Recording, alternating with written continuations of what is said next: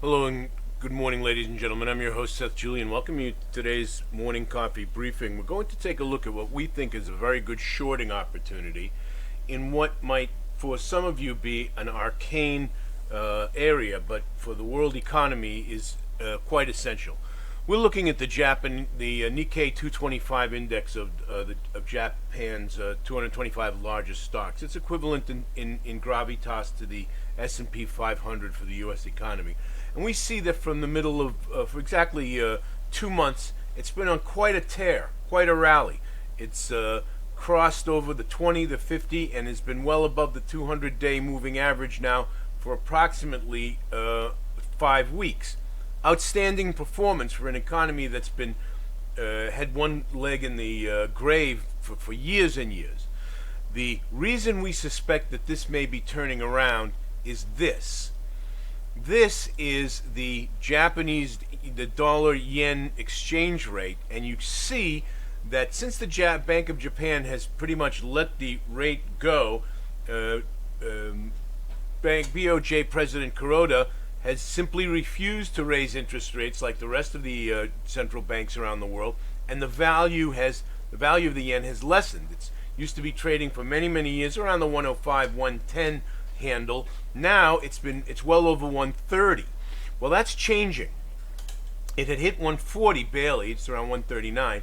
Now it's around 133 and falling. It's crossed below the 20-day. It's crossed below just recently the 50-day, and it's headed, well, not headed toward, but it's certainly below those two averages and could well bring up the 200-day or even cross below the 200-day.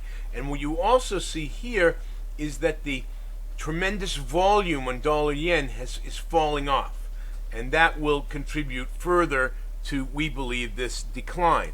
So when you combine the weakness in the Japanese, or I should say the renewed strength in the Japanese yen, that indicates that the profits that drove this chart in the Nikkei 225 are going to peter out, and we expect that the Japanese index is going to reverse and fall. There's also another factor we need to consider, and that's the tension brewing around Taiwan.